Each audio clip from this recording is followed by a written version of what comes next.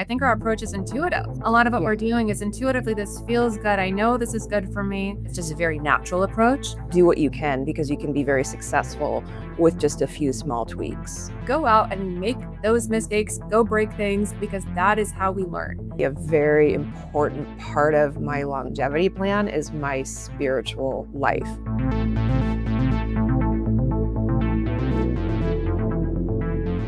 Julie Gibson Clark and Annie Nosh. When I interviewed Annie a couple of months ago, I thought you guys have to talk. It was somehow like a gut feeling. Why do I think you guys have to talk?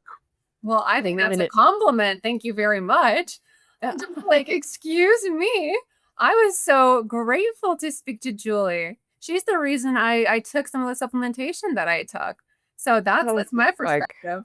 That just blows me away. That blows me away. Thank you very much. I know I see you like, because we talked at, Annie and I have talked, I don't know, at some point in this whole thing. And I just felt like, oh, I just, have just like a younger sister in this whole thing. And I think the commonalities, are one, we're both biohackers, but Annie's probably a little bit more on it than I am, but a little bit less strategic than, say, like a Michael Lustgarten, who, again, I love what those guys are doing, especially what Michael's doing.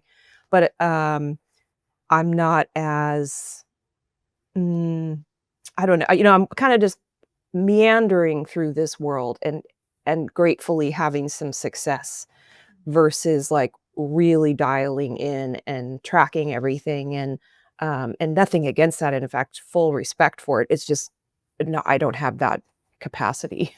So without it being very easy. And I see your program kind of like that. Sorry, Annie. Yeah. No, I'm so sorry. I was about to say exactly the same thing. I think our approach is intuitive. A lot of what we're doing is intuitively, this feels good. I know this is good for me. For you, you're following your passion with your cooking channel, and you're creating things that are feeding you on so many levels. And so I think we both see it the same way. What's your claim to fame? I think it's the Rejuvenation Olympics, having this maybe intuitive approach and also being able to be successful at it. Now, I'm no longer in the Rejuvenation Olympics, but at one point I was and was doing quite well. So I think that's and doing it without spending millions of dollars, which up until that point, I think most people were spending quite a bit of money, either, whether it was exosomes or, all the different kind of more involved biohacking treatments. So I think we're both a testament to eating well, a few supplements, nothing major, no major overhaul. Exactly. Ending up on the top 10 at the Rejuvenation Olympics without doing extreme measures. So even, and I don't know about you, Julie, but I don't even drink alcohol or anything like that. And I don't have any of those. So, some people take metformin, etc. I won't even do that. It's just a very natural approach to living a longer, healthier life. So I think that might be the claim to fame. Yeah, I think that's where it becomes newsworthy. The person that would look at the world of biohacking and is first overwhelmed by all of it, and two, just kind of writes it off. Well, that's not for me. I don't have that kind of budget. I think we're a testament to no, do what you can because you can be very successful with just a few small tweaks. Many people, in fact, I think everybody could. It's just a matter of where they are now and then where they would be. The Younger You program that I use for eating, that's people reversing their biological age in 8 weeks, with just eating better. Yeah. Strategically. So. Okay, you guys are getting a lot more attention with the Rejuvenation Olympics. When Julie was there, it became pretty expensive to do now because you have to do many tests, and the tests from $200 now it's $500. So, Julie, your life has changed. Then Julie, how did this whole thing of being known affect your life? Well, that's interesting. It's still ongoing because I don't, it's not like I'm widespread, I'm like in the grand scheme of things, it's not as if, I'm that known, but it introduced a lot of, it sparked in me an interest in helping others and seeing like, oh, this is what I've been doing my whole life, which is inspiring the people around me to be a little healthier. I mean, I've always noticed that, you know, because I would talk with people like, oh, do you know about this? Or do you know about that? Or just sort of, people would always come to me and ask me questions like, well, what are you doing for this? Or what are you doing, health wise? And so it sort of solidified for me like, oh, this is kind of like, this is my purpose, and it gives me an actual channel to speak about the things that I'm going to do all day, every day. Like I'm consumed with figuring out, what is the next step in my health journey? What would that be? What is it? So in that way, it's been really nice to take that spark and turn it into a fire. The other, the flip side of it is like, there's, I get, like most people, there's a lot of criticism out there, and I'm learning to deal with all of that. And that's new for me. I mean, it's not, everybody hates criticism, right? But just learning to deal with like those kind of things. So in that sense, that's what's changed, yeah. And luckily there hasn't been that much, is what it is. Annie, how about you? Do you even get criticism at this point? Oh my gosh, I'm sure people criticize me, but thankfully not on my account. So for me, it's not necessarily a claim to fame or any type of fame. It's just fostering a community and an environment that teaches me new things within the longevity space I haven't had before. And that's kind of what I was looking for when I even started social media in the first place. I had been avoiding it for a long time for the latter reasons that Julie had mentioned. It is a space where, you could have a lot of ugly or you could have a lot of wonderful. And for me, I've been lucky to have met, you two as well, who have helped me along my journey. So that's how it's changed for me. Yeah. Yeah, I would say that's the other thing too, like, the little IG group that we have going. I absolutely cherish like having that connection and learning, like, when people put in there or like Phillips putting what he's doing, it's so nice to be connected. It's kind of like Dave said, it's like what we thought when the original Rejuvenation Olympics came out. That's what I thought it would be. We would just be this like group of all these, you know, weirdos that geek out on health, like a little overconsume health. So in that regard, I'm really happy for that change in that community. Yeah, I hope to create more community in the future too. I started with this biohacking book club, and I quickly realized like, whoa, that's like way more than I can handle. I need to kind of get this other thing solidified first, and then I want to go back to that. Let me give a little bit of context of what Julie was talking about there. Some people thought that through Diagnostic, the organizer of the Rejuvenation Olympics, are going to bring people together and so they can talk in some way, but that never really happened. And I personally, when I got involved, I heard it and I thought, oh yeah, bringing people together, great idea. But I'm still struggling to do that yet, because look at what True Diagnostic did. They created a Discord server. On the website, they pointing people to that Discord server, and for a year now or more, and there are like 10,000 people on the Discord server, and it's a ghost town. No one's talking Too there many. about anything. So It's too many people. Like they say, you can't have what is like a group that kind of once it goes over 120 is no longer really functional. And I would say over 50, it's just too much to manage. We need small groups of even 10 to 20 is plenty. yeah, it's interesting, because then what can I do, right? I wanna bring you guys together, and yeah, an Instagram conversation here, a little group in Slack and stuff like that. But still not quite sure how to do that. But once I figure out how to bring you guys together, then you can change the world. Then I think Okay. Slack is a good idea. If we don't, I have this like side job where I work in sports betting, and we're on the Slack channel, so it's really fun. It's super Wow. Okay. That's pretty cool. You I got mean, I don't really do it anymore, but it's super fun. It's like signing people up for these sports betting apps, and then I kind of got into sports betting, and it was super fun, super fun. That's where I was introduced to cool. Slack. Yeah. Speaking of sports betting, I was never too much into that, but one thing I noticed in my investigation of sports and sport philosophy is that betting is a huge part of it. Oh, it is the fourth dimension. Absolutely. So, how would you introduce that into longevity? Oh, wow. That's a little harder.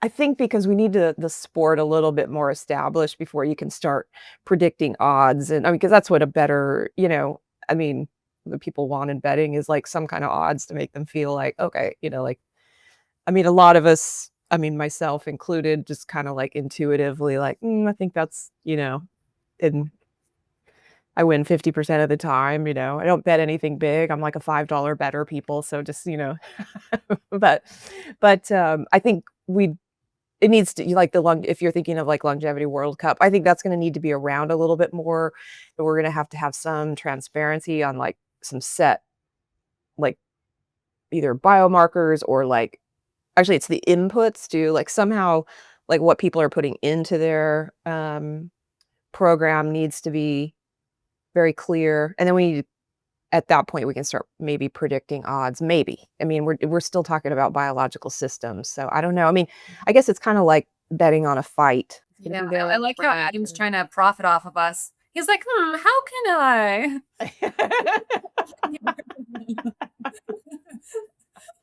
It does, it's so fun though, it makes games so fun, just even just the $5, Yeah. like, "No, they're gonna win, they're gonna" it just adds a little extra, like, fun, Yeah.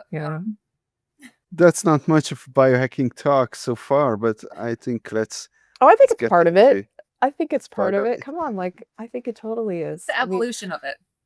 yeah, especially when you're Oh, more of an intuitive biohacker, it's like, I mean, we can talk about all the inputs, but I'm not, aside from like making sure I get enough protein and veggies every day, that's about it. So oh, not what that about you, exciting. Annie? Is protein and veggies your main concern regarding nutrition as well? Well, for me, Hmm. well, it's honestly just the basics. So I want to sleep properly. I want to have proper nutrients all around, like a holistic approach. I want to have the proper supplementation for my body, for my age. I want to reduce cortisol and laugh a lot and have mobility. So that's just my main focus. I mean, it's the basics, but the only part of everything that I listed that is a little more comprehensive, and I think this would be for anybody, is the supplementation to figure out what works for your body, what you're lacking. You have to get your CBC blood panel and see what you need to optimize for and what you need to supplement for. So for me, yes, definitely protein and veggies, but in addition to. Mhm. Yeah. Those are the only things I measure. I mean, I'm doing all the other stuff, but yeah, boy, mobility, that's something I was doing some plyometrics yesterday, and then I don't stretch every day, and that's something that's just really like it's like my Do you Achilles think heel. it's Like, like nails on chalkboard stretching? no, I love it. I absolutely like I love to do it. I just like after a workout, I'm like, oh, I gotta get to work. I gotta get to work. And then it's like I'm doing the rest of my day. And then it's like, oh, it's time to go to bed. And I forget to stretch, which is like my thing. And now I have this whole little area where I've got in my garage, longevity garage, where I'm gonna at least once a week go down there and do like massive like yoga stretching. So I did it last Sunday and I was like, okay, at least if I can do that, I've hit some way to stay because I'm overly flexible. So I didn't really focus on it when I started my weightlifting and everything, but now I'm like, I gotta do it because it hurts my back if I don't stretch, so. Okay, that was a humble brag. Overly flexible. I could barely do this. No, I think I don't think it's a brag, it's just it's a, what do you say? A genetic thing because my Yeah. son was the same way. Now he's not because he doesn't stretch anymore, but yes, you get, like, double jointed and all of that, like, that's a completely genetic Cool. thing, yeah. Oh, okay. Interesting. Do you feel like that changes throughout the seasons? Like your protocol, your fitness and everything, the stretching, do you do it more during the summer and less during the winter, or is that kind of consistent? Yeah, that's pretty consistent. I consistently ignore doing it. Okay. Yeah. So I also like to stretch, and I'm fairly flexible compared to other men out there.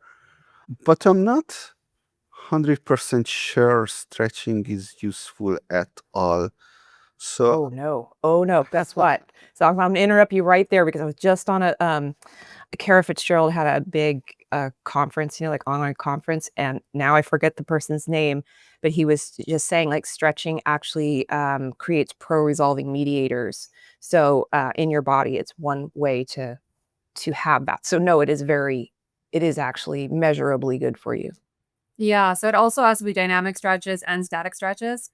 So a Mm, combination of both, and obviously just mm, not overdoing it. A lot of individuals, or males in particular, that enjoy building muscle, bodybuilders tend not to stretch to ensure that their muscles, get bigger. They're fearing that it's going to lean them out.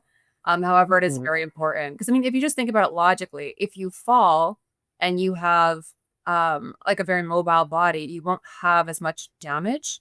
Whereas if you're a very stiff individual, you might have more damage.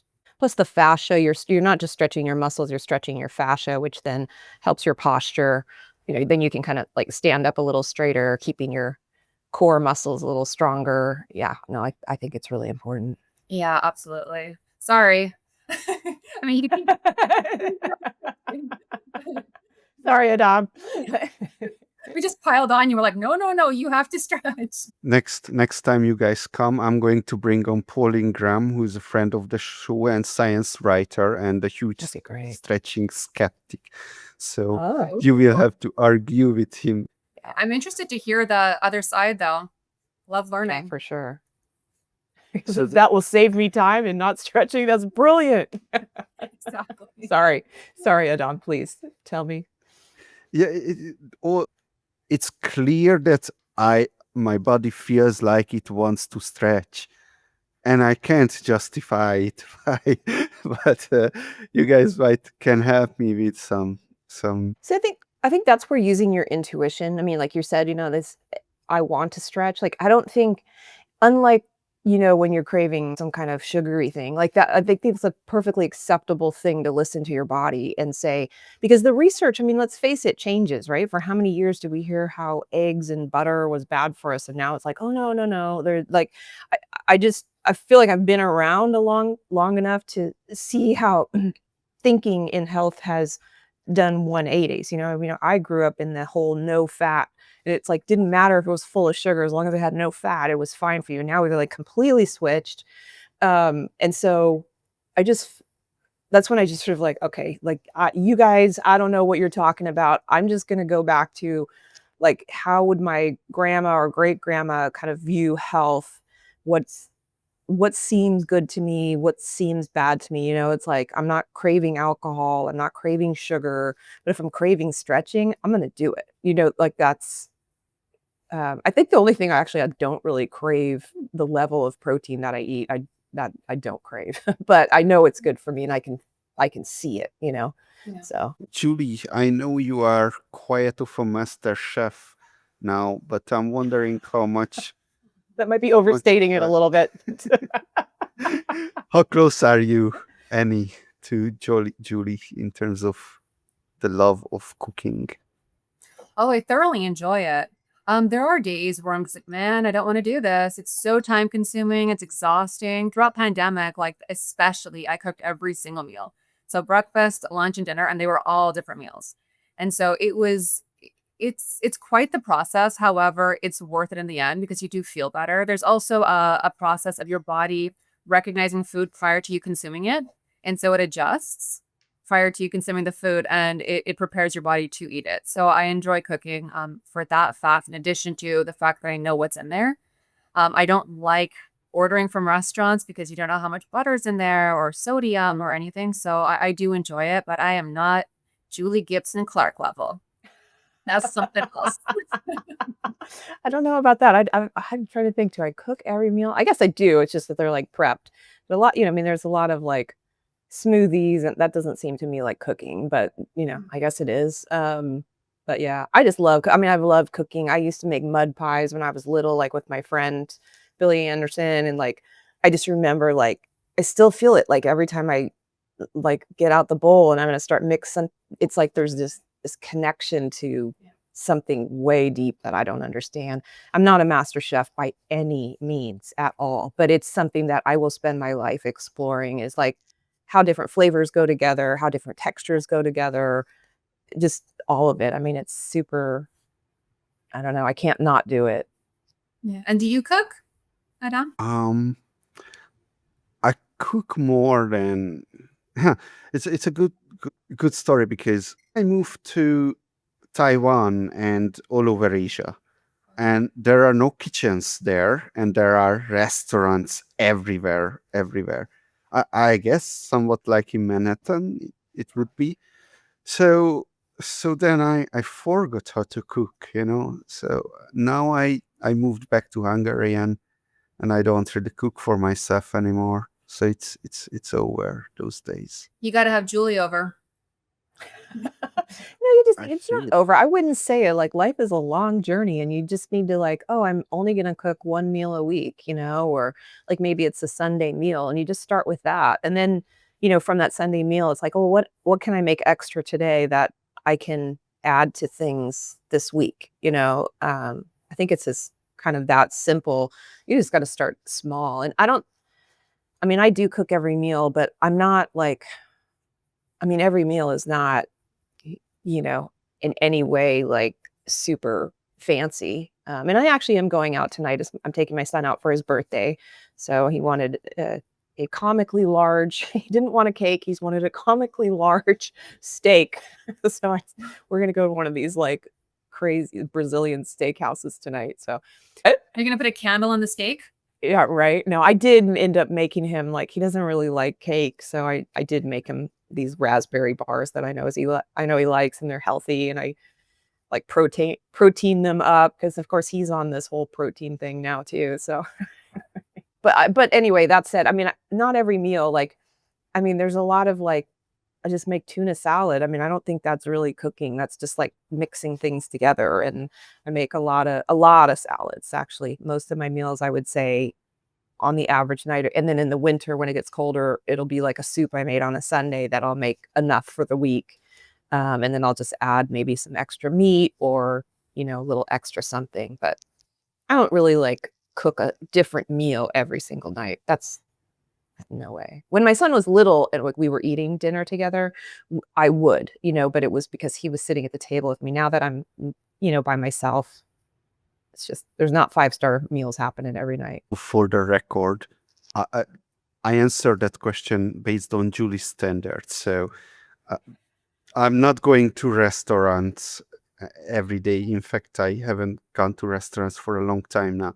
But I'm cooking every day because I'm putting together like six different things into my protein shake, right? So Mhm. that's somewhat cooking, more like a restaurant. One more thing that I noticed, and you guys are similar in that sense as well, that what you're making is usually healthy, isn't it? So yeah, why don't all the women cook healthy? I think it's people. First of all, I wouldn't put it just women because I think it's just people, and I think that the field of cooking as a a world is more focused on, like, flavors. And so, like, that's the ultimate, is like what I mean, really, the flavors, the textures, like, all of that. I mean, I'm thinking of just some of the best restaurants in the world. I mean, they're not advertising the health aspects of what they're doing, even though, really, because they're so, if you think of, like, the better restaurants, they are pretty healthy. But I think that's what people are focused on, and I think in my, kind of life journey, when I did get really sick, in my 30s, that's when I realized, like, well, if I'm gonna spend time in the kitchen, I want the ultimate thing to be healthy and taste good. And so I've been on a discovery, and I'm still figuring it out. And so then it comes to, well, what is healthy? So I don't think the average person is doing that because they think, well, I just want ultimately everybody to enjoy this meal. I want it to be good. I think so too. And I think you were saying America in particular, there are a lot of conveniences here. And there are a lot of individuals that work extremely long hours. And this could be globally as well, but I just know personally from, my inner circle They work extremely long hours and there's so many things to do. And if you have children, that also, adds to a list of things to do. They have sports, they have so many things to go to. And so a lot of people will go off of a simpler recipe. However, there are also a lot of individuals that will cook super healthy recipes. I think it's a mix. However, I think it's the lifestyle factor that there's just a lot going on and there's a lack of time. I certainly feel that pressure, like, when my son was little, it was like, "Oh my god," but that's where the whole prep Sunday came in. It was like, "Okay, you need to sit down," and I hate to say it, but it's like, "Okay, here's your Legos, like, what are your favorite shows?" I'm gonna be I mean, we have, like, the kitchen and the living room all in one space, and it was like, "Okay, I'm just gonna, like, prep all this stuff, get these things ready for the week," so that made my life that much easier. I could get a meal together in 20 minutes. It's still, though, at the end of the day, when you're tired and from working, like, you work your 8, quote, 9 hours, because then you've got, the lunch hour, which most people work through in there. Plus you've got, most people have a commute time. That's like at least another hour for most people. So there's a 10-hour day, and then you're supposed to come home and, like, cook and then clean up all the dishes, and it's like, that's a lot. And that's without even having kids, factoring in all their schedules. So I mean, I get it. I get why people don't, but I think if we can start figuring out what really is healthy, like when people understand, like, oh, these compounds actually do make a difference in your health, they would prioritize that. It's like, oh, I didn't know broccoli is, like, so ridiculously good for you. Oh, let's make sure, like, we have that. And yeah, Yeah. I think people would do it if they knew ultimately, like, hey, this is actually good for us, instead of hearing, like, for 20 years how bad fat is for you. And now it's like, oh no, it's okay for you, and how bad eggs were for you. Oh no, no, these are good for you. Like, we need some consistency from the scientific community, which I get they have their challenges, but we need some kind of consistency for people to go, okay, I need to prioritize these X things, and I will then cook. Mhm. No, I agree with that. Yeah, because if there's too much information out there, like the most recent one is collagen is good for you, collagen is bad for you, collagen doesn't. Yeah. And I'm like, no, I Yeah, oh, need collagen. I t I hear oh my god, I could just, yeah. I stopped taking it for a while, now I'm like, "Why did I stop taking it?" Like, I can tell, like, in my skin, I can tell the difference, and I absolutely love it. So, in fact, I'm having it right now. Exactly. So it's like if we could get down to that and realize, or even see, like, ourselves in 10 years and realize, oh, we would have been so much healthier eating this healthier food, or making Mm, meals for ourselves, and I think people would jump on it. But there is a lack of time. There are certain priorities that do matter more in the moment. And there, to Julie's point, there is a lack of consistency in what we are being told is good for us. I mean, and gosh, I mean, for many years, I remember when I kinda got into this, like, so my 30s, this was, like, early 2000s, and I was just becoming so passionate about finding, like, what foods are good for you, what's healing, all of this stuff, and I would talk about it, and everybody, like, doctors included, were like, "You can eat whatever you want, that doesn't matter." It didn't matter, you could go to that was the thinking in the medical community, and so, they are coming around, thank God, to functional medicine, but, you know, so hearing from your doctor, "Well, you can eat whatever you want," then I'm gonna prioritize convenience, and I need to prioritize my career right now. I mean, when you're 30, it's like, who wants to be off cooking when I can, like, prioritize getting in some extra hours, some extra experience, getting better at my craft. And I think you're also speaking to a very tiny select two individuals here that have been really health focused, that have, been under the umbrella of biohackers and that have really made the time. But for others, it's just not viable. Mhm. Yeah. Tell me about the collagen controversy. I've been following that on the internet as well, and uh, yeah, what's your takeaway? Again, this is one of those things where I'm like, it is intuition. And so in our past conversation, you would ask me if red light made a difference on my skin, mitochondria, etc. And I told you, I don't know what exactly made the difference, whether it was Novoscore, whether it was collagen with glycine and going in front of the red light. But within that time frame that I upped my intake in with collagen and glycine and went in front of a red light, I don't know which one of those did it, but my skin, according to a Visia test, went down 7 years. The age of my skin went down 7 years. And so I'm like, I Nice. feel better taking it. I'm seeing actual results. And so if somebody's going to tell me, oh no, that doesn't work, your body's not able to absorb it or digest it properly, so it stops at the stomach, I'm seeing something different. I mean, I could definitely try and pinpoint exactly what it was, but it was within those factors and I'm feeling better. So I'm like, if it's not hurting me at the same time too, I'm like, well, why not? Yeah.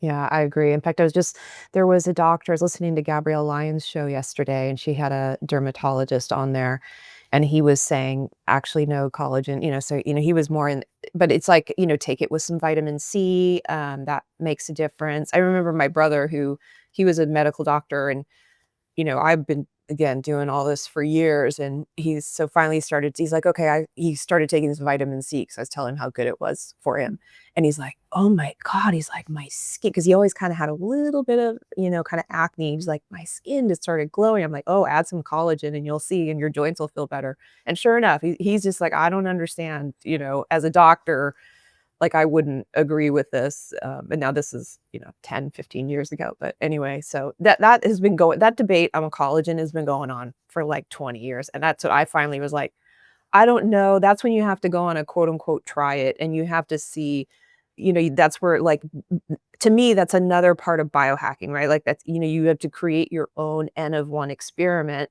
and see, like, because really, I'm the only N that I care about. I don't like, I love when they have these studies and we've got, like, hundreds of people, but if something's controversial, then that's where you've gotta do your own N of 1 experiment, and, I mean, again, as long as you're not doing an experiment on, like, "Can I handle alcohol?" Or, like, something that would be dangerous, like, but as long as it's, like, we're talking about collagen protein, like, does it make a difference? Can I afford it? I don't think it's that expensive of a supplement, so I think a try it is where that comes in, and that's where you can settle the controversy for yourself, and you can say, "Well, peace out, you guys. You can continue with your debate. I know what it does or doesn't work for me." I'm And trying to this think is of, like, based stuff I've heard that, like I've tried that didn't work for me that everyone says is great, but it'll come to me. Anyway, sorry, Ada. and this is based on how you how your skin would measure. My skin and my joints. I feel it in my joints, when I take so I know that, like, most people say, like, "Oh, don't take more than X amount of collagen," but I've just recently upped, so I'm taking, like, 40 milligrams of collagen peptides a day. I went from 20, and, that's where I kinda start feeling like my hands start feeling better, my wrists start feeling better. But I'm also older, like, I never had a joint problem until, like, maybe the last 5 years, so So sorry, 40 milligrams. Wait a moment. not, Am is am it I grams? gram? I don't know, I take 2 scoops of, like, I Wait, think wait. Then it's huge.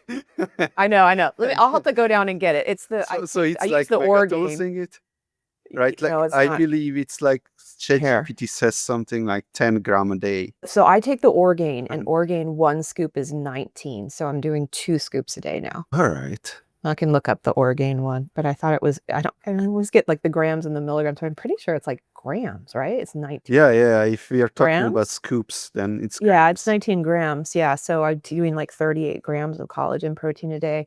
I won't do that, like, indefinitely, but I just wanted to see if it made a difference, um, in my joints, and it definitely does. Yeah, well, that's the thing. It's like we're all doing like trial and error on whatever works in our own bodies, and then we're testing to see, Mhm. with supervised, medical facilities and stuff. Like we're getting our blood work, and we're seeing what works, and then continuing if it does or does not. Because there is also the argument within, the umbrella of collagen. How much do we actually absorb? So let's say Julie's Mhm. consuming this much. How much is her body actually absorbing? And we all absorb at different Mhm. rates. Some individuals have different microbiomes. Some may have leaky gut syndrome. We don't know. And so this might Yeah. work for Julie. Yeah, well, I'm in a leaky gut situation right now, so that was my thinking was like, "Okay, let me just heal and something's going on there." That's I've had a rough health year, that's for sure. But, like, just praying that, like, things are on the mend, this year when I do my pace of aging test, and, I gotta go see my doctor in November and get a bunch of blood work done, so hopefully the markers are in the better yeah. Oh, what happened? I had so I found out that I had a fibroid, like, almost 2 years ago, and so, I was really estrogen dominant, which is uncommon in menopause, so it was clearly, like, I was 'cause I was doing, what was it, pregnenolone on top of, my estrogen therapy, plus taking quercetin, which then I found out for my, SNPs, when you have this COMT SNP, taking quercetin can slow the clearance of estrogen. So I kinda created this perfect storm for estrogen dominance, which I had never had, like, ever. And so which I had this tiny fibroid grow, and I'm, like, all about, like, I don't want any of that. So I drastically reduced my estrogen therapy, and then I think in that process, it kinda sparked an autoimmune issue, so I've been dealing with some Sjogren's symptom.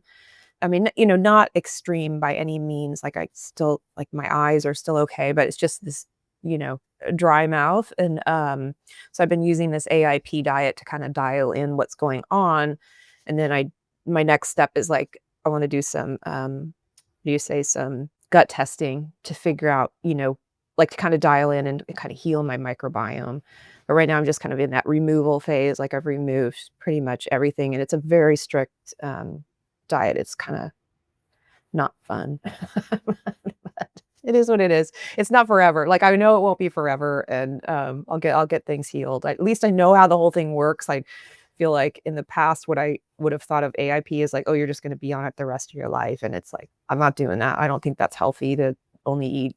It's like you're basically down to meat and a few vegetables, and, like, there's no dairy, there's no beans, there's no nuts, there's no grains. I mean, it's so restrictive, but I do feel better. So I know there's something going on.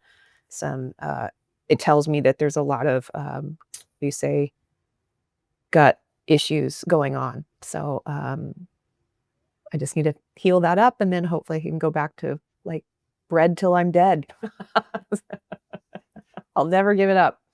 And you're so slowly introducing new and new foods. Yeah, I tried eggs last night. It was not good. Like, Oh, really? but I think I need also, before I really start introducing foods, I need to get a GI map and see what's going on, and then, fix the microbiome before I start adding those foods. I think that's really what needs to happen. So I'm in the removal phase, and then I'll work with my doctor to, do the repair phase, and then I'll start the reintroduction. You see, I'm not sure I understand because I don't, I never thought about it this way, but I'm wondering if Annie is understanding that, yeah, what's up with these microbiome tests and what can you do based on them? Have you ever done it? So I've just gone to a naturopath, and I haven't gotten like an official test. I haven't had any microbiome issues. I've just researched how important the microbiome is for you. And my mom has told me the same thing because she was having issues. And so Mhm. she too had gone to a naturopath. She said she got the test. I don't really know exactly what it consisted of. However, it's virtually just the lining. Like it's a protective lining to ensure that you don't have toxins leaking into your system and to ensure that you have the proper nutrients going into your system and vice versa.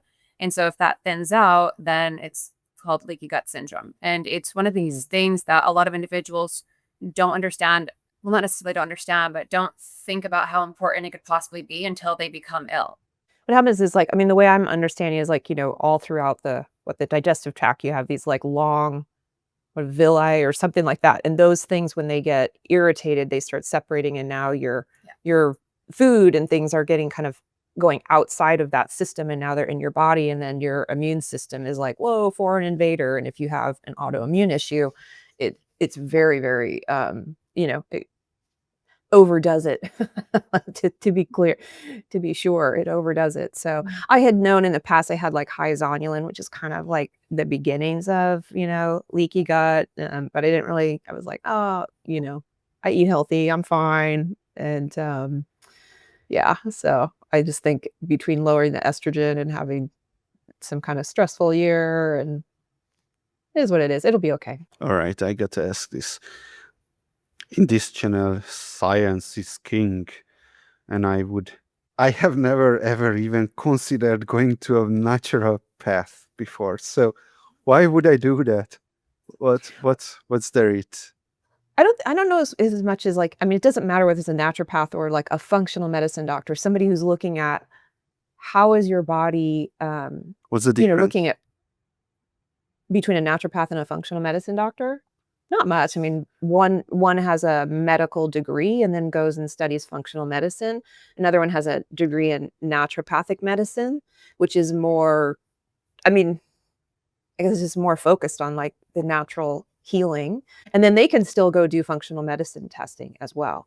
And it's just looking at the way I understand functional medicine is like, where are you now? How is your body functioning? Are you on the path to disease or are you continuing on the path to health? Are you biologically optimized? I mean, that's really what they're doing.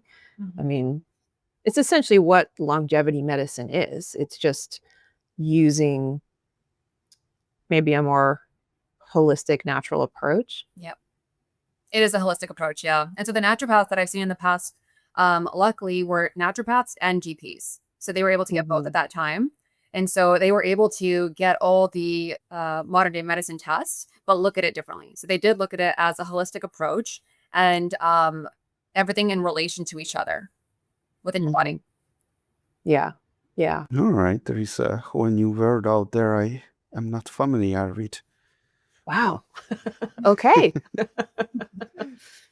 Perhaps we could play a little bit of a game of building a protocol one by one. The subject of this protocol would be a woman who 30 to 60 years old, and that's it. So, what's the most important thing that one person can do for their health? Well, I mean, I could start by saying, not a medical professional. This is not medical advice. Go get your Thank you. baseline blood to go see a doctor. Look at your, your whole blood count. See a naturopath? Maybe Or even a functional medicine doctor, or, absolutely. naturopathic, yeah, yeah, So go then ahead and I'll start with that. Now, yeah, Julie. I agree, not definitely and I mean, I couldn't even pass chemistry, people do not take medical advice from me. So, yeah, I agree, you need to understand where somebody is, and, while I don't necessarily think they need, thousands of dollars of worth of testing, I mean, more information is always better, but some of the basics, whatever biomarkers go into the Horvath testing, I think would be, really important, possibly a pace of aging test. I think that's the first place because that's gonna establish, you know, where you are, how much intervention you might need. I mean, if somebody comes back and their pace of aging is, I don't know, let's just say 1.5, it's like, ooh, okay, we really need to dig a little deeper into what's going on because that's, if especially if they're not smoking. I mean, I think that would be the next thing is like, what bad habits do you have that we need to start whittling away at? Are you smoking? What are you sitting too much? Are you I would be looking at the movement, things that are the low-hanging fruit and really building out the base of that longevity or the foundation for longevity, which is, the movement, eating, the sleeping, and yeah, I would be looking like, I would handle all of that first. I would think you would agree, no, Annie? Oh, yeah, absolutely. That's the thing too. It's so difficult because it's like, okay, if we're looking at a individual between the ages or a woman between the ages of 30 and 60, oh my God, there's so many issues. There's so many different levels. There's so many, you know what I mean? They could be premenopausal. They can't be. So it's so difficult. But I guess what we could do potentially to play the game is what we do. Like, what's the most important to me? And I know for me, Yeah. my most important thing was my number one is a multivitamin that is formulated for absorption and for women. That would be my number Mhm. one. Yeah, yeah, that's a good one too. Yeah, just I mean, I would just handle what do they find easy so they can have some easy successes too, like, and what like almost gamify it, bring it down to little steps like, "Oh, you're not working out at all? Okay, like, let's have you do a 10-minute walk and then, oh, you did that great. Like here's your gold star for the month. You got that like then it would be like, "Oh, let's add some body weight squats." I would slowly build out a program using the help of a yeah, like a not a physical therapist, but somebody who understands working out and what's really important, but I would make those steps super, super small. And like you said, between 30 and 60, like boy, you go from having babies to perimenopause to menopause in all of that. So, and whether they want to have babies and yeah, there's a lot of health issues that come up in there. But yeah, I would definitely handle all of those like low hanging fruit, the food, the movement, the sleep. Then I would be looking at, okay, now once you kind of clean that up, their hormones are sort of working a little bit more optimally. Hopefully in the diet issue, we've pulled out the sugar. Now their hormones are as optimized as they possibly, are gonna be, and then we would be looking at, do they need any exogenous hormone therapy? That's where I would go next. Yeah, I don't know, what about you, Annie? Would you Well, again, that's how I would look at it. It's a very like every individual is so like we're all bio individual, right? They're so unique, and so it's really difficult to say. The only thing I can speak on is myself and what I do as a 34-year-old woman Mhm. trying to optimize for longevity. And so if it Yeah. were to be supplementation, that's exactly what it would be. And then try to uh take supplements that are liposomal to be able to absorb better, or try to take, you know what I mean, really research what you are taking if you are taking that and try to build something for yourself. But as you were saying, like minuscule steps until you improve, kind of like James Clear with the aggregation of marginal gains, gains with Atomic Mhm. Habits. Definitely. I think that's an I love that. overarching theme in wellness. Yeah, I agree, I agree. I think along that path too, I think some of the testing I would do once they're sort of heading down the path. I mean, again, like you said, it's like it's a path, it's a journey. It's like, okay, well, how much do you wanna put into this? And I think it's important, and I think I'd imagine a lot of doctors would agree, like, you wanna get them to a place where they feel some healing, some sense of, like, "I feel better," because that's the thing that people I know myself, like, when you start feeling better, you get addicted to, like, "Ooh, what else do I not know that I don't know that makes me feel better?" Like, I didn't know that just, not eating this or adding this or, this therapy could make me feel so good. What's the next thing? And then they're hooked. But somewhere in there in that testing, I would start looking at, their genetic SNPs, like, that would have to be part of it too. I don't know if you guys are familiar with Ben Lynch's work, um, Seeking Health, he's amazing, and that's where I learned about the COMT. I mean, there's just he has got the MTHFR, COMT, he's got a bunch of different things you can put in your 23andMe, like, you can put in all of that, your genetic information, and then he'll send you like, "Oh, these are the things you could have a problem with," and then using supplements to optimize for that, or what supplements not to have. So, like, in my case, like, quercetin is not good for me. So, I think at some point along that journey, they would have to learn that as well. I haven't even heard that.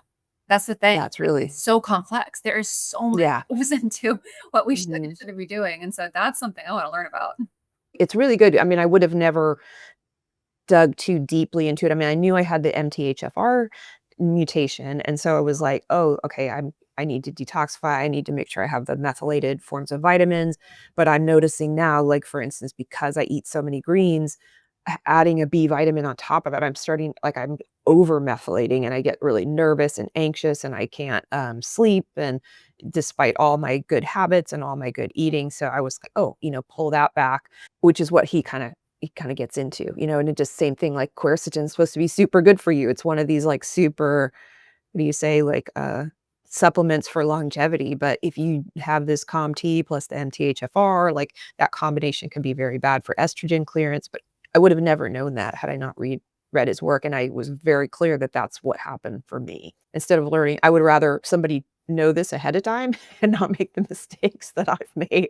I mean, I think we've all like been there, right? Where you've had like something bad happen, then you're like, "Oh, I can't do X, Y, and Z anymore because this input leads to this very dramatic and not so healthy output. So I need to pull that out?" Yeah. Well, I don't see stretching anywhere in your protocol. Well, I did say that they have to go talk to somebody who understands movement because that's sort of like I don't really like I just go in the gym and I'm like, oh, it's like adult playground. I'm just gonna go play, I'm just gonna do some stuff. I'm here. So now I'm trying to be more strategic after consulting, really great trainers, couple of trainers and figuring out, oh, progressive overload. Okay, I need that. Oh, what is, how does that work? And I don't really need somebody to push me, but I need somebody to like design the program for me. So their movement would eventually get there. But again, I would just, really want to help them with that mindset at first, really getting that mindset because and making it clear like you're about to go on a lifelong journey, wherever they're, even if they're at 60, like you're gonna, if you're really into this, it's the rest of your life and it's a journey. So don't, this isn't 8 weeks to a better beach ball. We're gonna do these things. I mean, certain things you might have to do periodically, like I'm doing this AIP. I'm not doing this the rest of my life, So like I know that like it fits into the grand scheme of things as opposed to like, oh no, we're only gonna like work together for 12 weeks. It's like, although I might only see you for 12 weeks as your quote unquote doctor, your medical professional, like you're gonna be on this the rest of your life. So let's set your mind on that and looking at parsing out, like you said, I love that the aggregate. I forgot the what he termed it. I loved his book, but just I always kind of look at it as like little steps and you know, helping with, I think helping with that is almost more important because when somebody, at least I've noticed in my life, when my mind is made up that this is what I'm going to do, I will figure it out. I will find the information. I will find the doctors I need to talk to. I will figure out whatever it is because my mind is so made up on how I'm going to do longevity. If I'm wobbling in any way, it's because my mind is not made up and it's getting that mindset clear on what that is first will take you because yeah, I mean, the stuff changes, health changes, your health. I mean, yeah, I think the mindset's really the key. It definitely is.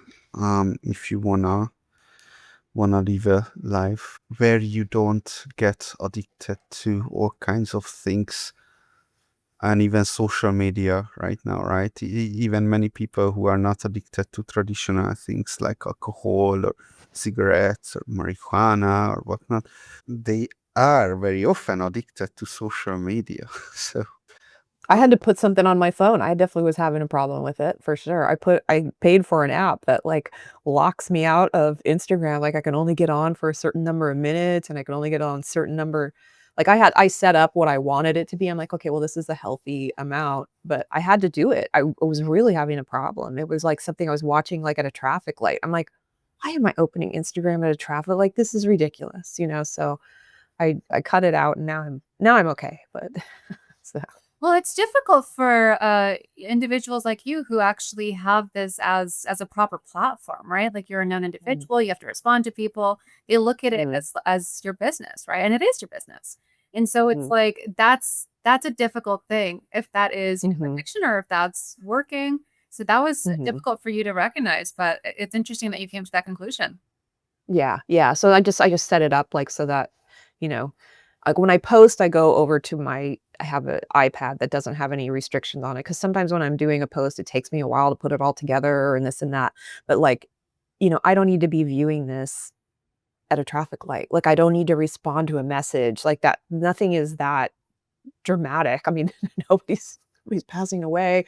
It's just like that's ridiculous. It really I'd like to get it down so that it's twice a day, once in the morning and once in the afternoon. And I'm kind of there, but still there's a little bit more. It's like, oh, my lunch hour, I'll check. Yeah. But yeah. well, what about you, Annie? I mean, you mentioned multiple times that you did not have a social media before. It's like, how or why? What happened? It's like, how did that come about? Smart. She's very smart. It was a time in my life where I just got married and I was hyper focused on perfecting and adapting to my new lifestyle. And so I'm like, okay, I'm moving to a new city. I'm in this place I've never known before. I cannot have any distractions. And so I completely cut it out. And then at that time, the pandemic happened. And so I'm like, there was so much negativity at that time. We were just trying to keep our house safe and joyous and laugh at things. And I needed laughter so much at that moment. And so I just knew social media was not going to be conducive to a happy environment. Recently, I reopened it was because of the Rejuvenation Olympics and getting that score. Because then I wanted to explore it further and understand, what is this score? What does it mean? And you were actually the first person I asked, and you gave me an explanation. And then you taught me about PhenoAge. And so that's the reason I opened it up again, was to try and create a community now. But at that moment, I was just not mentally prepared. How is it working out so far? It's okay. I'm like, oh my God, this whole thing is a job.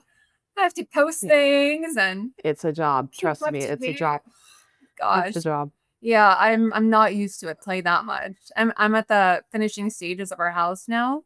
And so I'm trying to I'm just used to focusing on what's in front of me. And so it's kind of secondary too, but it is nice to have that social interaction via, this app and this type of communication. But my primary focus is still, what's in front of me. You still reply to every messages that people send you, you're already past the feasibility of that? Oh, I mean, I'll respond. Yeah, absolutely. It's one of those things that I also find it's a bit overwhelming when people are trying to have too many conversations, but at least acknowledgement, there will be acknowledgement. Hmm. Or I'll try. I still respond to everybody on Instagram too. It's the emails that come in because they go to like a separate place, and it's like, oh, at the end of my day, I will read them, but I don't necessarily, because sometimes they're just a little bit more involved, and people want more involved advice that one I don't feel comfortable giving. Usually I'm like, go, here's the ifm.org, go see a functional medicine doctor, that kind of stuff. But I read everything for sure, and then Instagram, I reply to, I'd say, everything on Instagram. I mean, unless somebody's just giving me a thumbs up for a post, like I don't really respond to those, but everything else I respond to for sure. People, especially on Instagram, it's just easier. Um, yeah. At least acknowledgement. Mhm. Yeah. Yeah, same thing on YouTube. I try to read. I haven't been on there because 'cause I've just been kind of like, I'm taking a month off. I'm gonna, get my kid off to college, get my house in order, but once things go back, I'll get back on there and respond to everybody. So I might be a little late, but I definitely yeah. Oh, see, that's the thing. The only platform I'm using is Instagram now. Just because I'm like, it's too much. If I start adding YouTube and creating videos and all that, my lifestyle is not built around being able to do that right now. I do not have the time. Yeah. Yeah. I get that. I just love Instagram, and I wanted to do the YouTube videos because I feel like it's just a longer way of exploring and, showing people, how to do things. I couldn't figure out how to do things in 3. I'm not a very brevity is not my it's not my forte. So I was like, I don't know how I can break this cooking thing down, and all the musings I wanna talk about, and, when I'm doing it, into a 3-minute video. So, and I know, I mean, there's so many great cooking videos on Instagram, and I always think, "Oh, why can't I do that? Why can't I do that?" But Mhm. I don't know, I wanna be able to educate, as I'm cooking, and like, "Oh, this is why you use this," or That's the thing. For your platform, it makes complete sense. You're literally cooking and educating individuals, and this is truly your passion. And for Yeah. you as well, you're doing interviews and meeting individuals and podcasts. And so for you guys, it makes complete sense. Yeah. It's unfortunate that it's so time consuming, but at the same time, if you enjoy it and you're truly learning from it, then it's a blessing and a curse. Well, my thing with, doing the channel, especially now, because I've been doing a lot more, like, digging more into research and how it impacts what we do in our kitchen, and, because it's all new. I mean, I'm not a scientist, like I said. I mean, I do have a degree in engineering, and I did have to do, like, a research project, for that. So I understand, I understand the math behind it probably a lot better, when they kind of take, and like I understand the general concepts of it, but that's been learning for me. And I'm just looking at it as like, well, that's good for your brain. I mean, I'm really focused on my brain health more than anything right now, and for longevity. And was planning on learning another language, but right now I'm learning the language of scientific papers. So, and how to read them and really get to the meat of, what's good. So yeah, that's what I'm enjoying, and especially like eventually, with the YouTube channel. I don't know if you do this, Adam, but I'm not really like going, okay, people like this, let me do more. I'm not really optimizing the channel yet. Like and that will be another phase of learning. But right now I'm like, oh, let me just figure out my voice, my content, then I'll start kind of adjusting it for, but again, I just see that as all learning and it's super good for your brain and I don't ever want to stop learning. Yeah, but you do some other kind of optimization there. I mean, the videos that you create is quite high quality. You can see that. So I'm like my worst critic. I just think like, oh my God, these things are horrible. I mean, the inner critic work, that's probably the toughest thing. Not as bad as it used to be. I mean, when I was 30 and I was, I was only married for a year and getting divorced, and I would be at work and I would get this voice that would say, "You are such a failure." It was like it would come out of nowhere, like out of nowhere in my head. Because I was like in this career I hated too as an engineer, and I just hated like grinding out equations every day. I would go home in the middle of the day and bake. I would bake cookies or something because I knew I could be successful at it. Like if you gave me a recipe, I could put it all together and have something at the end that was successful to sort of like, no, this voice isn't true. I can be success. I mean, like at this time I was in such a I don't know how to explain it, like the stress state. Like I would put on one shoe and then like get distracted and go do something else. Like I was so distracted that I just felt like I was failing at everything. I couldn't do anything. And so that was like the one thing um that made me feel successful. Being in the kitchen, I felt at home there, I felt at peace, and then I was like, "Okay, now that voice isn't true, get on with it." But I still struggle with it. I don't listen to it as much, but, I definitely have I've learned the good aspect of it, which is that it drives me to get better and better and better. yeah, the description sounded like a video game addiction, but actually something useful. Right? Interesting. Because that's Well, tell me uh, more. I don't understand why you buy a video game addiction. Tell me more. World of so Warcraft? World of Warcraft, let's say. I never played, but I know what that entails.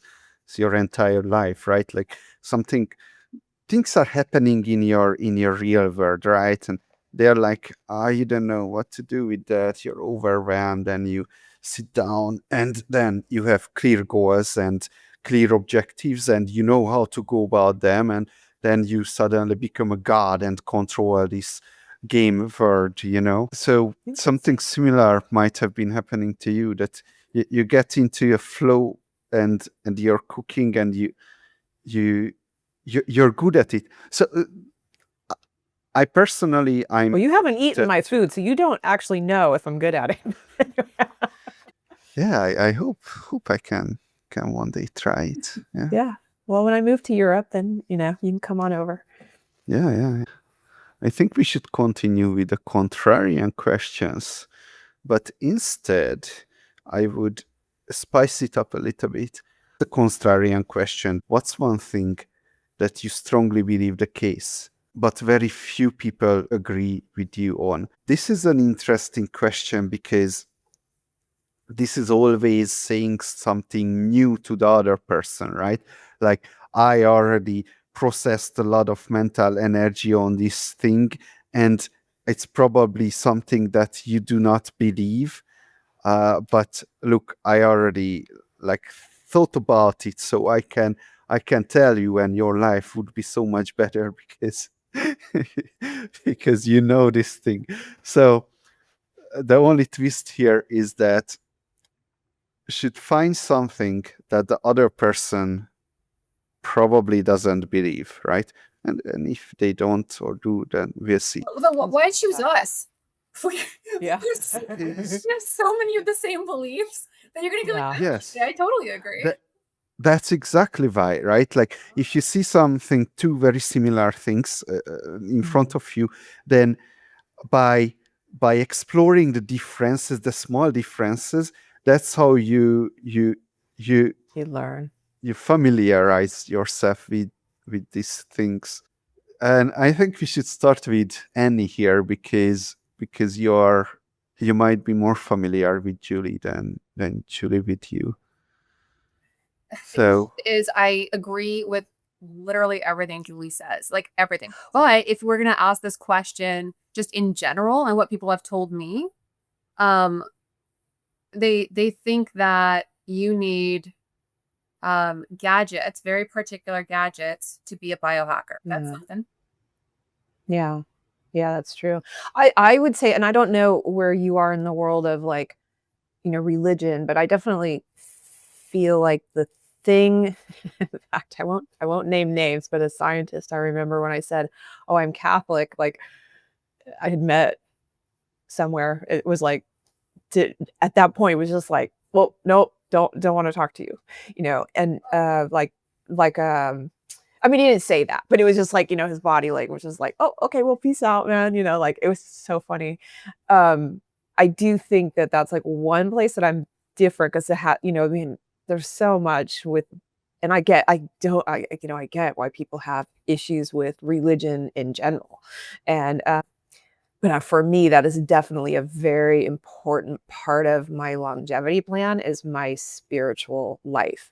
And for very practical reasons, joined the Catholic Church and, just simply like I needed a set of practices. I needed something to help remind me of that spiritual world so I didn't stray from it ever again. Um, and I think that's probably where I'm gonna be different than many biohackers, is I mean, like, let's put, Brian Johnson, like, he's very much like, he has his own issues with his religious background, and I don't blame him, but, he's clearly like, that's not part of his, biohacking plan. So, I definitely think that's where I'm a lot different than people, and it's a very there's so much tradition and obviously some very bad things happened in that with that church in particular, but I'm not gonna throw the baby out with the bath, and I there's, um that spiritual aspect is very, very critical to, I think, my pace of aging, my health and longevity. And see, that's the issue. I could sit here and be like, I don't agree, but there's science behind this. There is. There was a scientific study done by Harvard of following a certain population for over, I think it was like 20 years, that stated that individuals that went to church, actually weekly church sermons, lived 33% longer. And so that's why I'm like, I agree with that. But I see what you mean, where it's like something others would not agree with.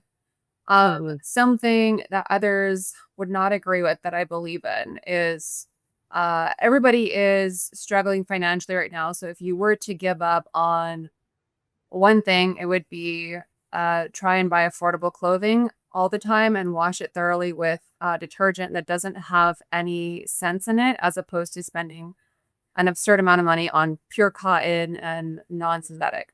A lot of people won't agree with me on that, but the reason I say it is because everybody is struggling financially. So if you are going to be doing something, there's more bang for your buck than supplements or going to a doctor.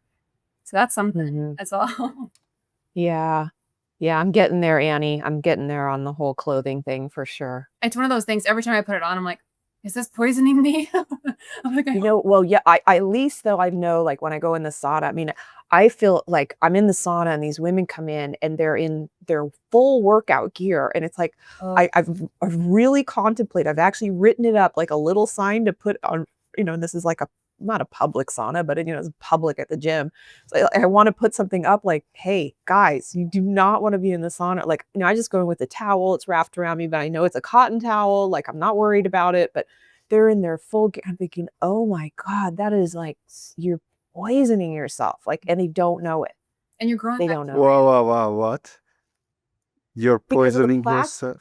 their plastics are all in the clothes, and you go in the sauna, and now you've totally opened your pores. I mean, no question about it, you're definitely sweating, Mhm. and all that plastic is just pore by pore going into you It absorbs. to absorb. It's so bad for you. I mean, yeah, I'm trying to get to the point that all my workout clothes aren't plastic, but I mean, That's a difficult one. we're gonna have to talk offline, like, what brands are good, 'cause I'm not gonna call out any brands, but I bought one and I was like, "I don't like this," There's so, not a lot of options. Yeah. yeah. I just went down in this 100% organic cotton rabbit hole as well. I never cared about it. And things are really, really expensive, but Yes. the placebo is strong. Yeah. Yeah. I feel better. I mean, I've been down the organic cotton thing for a long time. I just didn't know the synthetics were so bad for you. That's where I was like, oh, crap, darn it. But and then now I'm in the, is bamboo okay for you? Is that better for you? Is it, or is it still just as bad? I don't Well, I mean, it's know. mattresses made out of bamboo and they're claiming that they're organic. And so I'm like, yeah, right. Like it makes sense. But that's again something that I am newly learning about and trying to balance with, the masses being able to afford it or not. And again, what will actually move the needle. I do think it does eventually like slowly poison you, but there are other things that, if you're microwaving and the Ziploc bags, that'll probably poison you worse. Mm-hmm. My plan was that I'm going to slowly replace all my clothes, with the exception of the workout clothes, because that's like polyester, like you can't really exercise in cotton. But now Julie is saying that that's the most important one. If you're sweating, yeah. I'm not doing it either. I mean, I'm still exercising in my, stuff I got off Amazon. And then watching that Buy More. Have you watched that Buy More video documentary? Oh my God. So now I'm like, I'm going to Goodwill for clothes, like, which actually I found some really cool stuff, So, but I'm contemplating next year's resolution being no new clothes. Like I can buy it from Goodwill and things like that. But we'll see. I don't know. Well, I mean, when it comes down to exercise clothes, I don't really want used exercise clothes. Yeah, the only thing I won't get is exercise clothes, but everything I get is secondhand. Like all my Yeah. secondhand, like I don't know. You probably have cool stores in New York. Like I'm in Phoenix, Arizona. There are cool places, but they charge as well. So I'm like, I'm a designer. I can figure this out. But yeah. Anyway, Adam, yeah. So if you start sweating and all this polyester stuff, you're just leaching it into your body all the more. So yeah. I'm gonna ask ChatGPT about that. Because it is the ultimate. I ask it. Remember, it hallucinates. I do too. I ask it a lot of stuff. Yeah. It Sure. hallucinates a lot more than it was before. Yeah, I Now, agree. I don't know what happened with this 5V50, right? Yeah, It's really making things up. Also, I asked it recently. I'm like, okay, can you, based on all of our conversations, can you give me a rundown of who you think I am? And it said, Ooh. oh, you are a 54-year-old woman who loves raccoons and has a Scottish fold cat. And I'm like, why do you think I'm 54? And raccoons. Where did the raccoons come from? Do you have a thing of? I looked into it and I was laughing because I was trying to look up what furries are. And I'm like, what's a raccoon furry? And I was learning. We were watching, I forgot what show it was, Bob's Burgers or something. And it remembered, and now it thinks I love raccoons, and I'm a 54-year-old woman. So it would be interesting. Ask ChatGPT what it thinks you guys are. I am going to. Oh my God. The problem is too, I have like a bunch of different sign-ons for ChatGPT. So I'll have to ask each one. And that's the other thing with the hallucinations. Like I've now been comparing ChatGPT to Claude AI, so I'll like, especially when I'm asking like scientific things, they come back pretty much with the same stuff. So at least I know like, or if it says something, I'm like, can you give me a study? Can you cite a study that points to that information? And so I feel a little bit better, and then I'll go out and look at that study. And then what I'll do is I'll ask Claude to take that study and tell me, the TLDR on the study.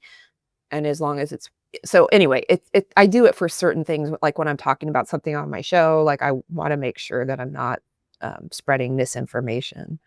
Claude's more accurate, right? It has more of like it's better. Definitely a lot safer. Better with data. Yeah.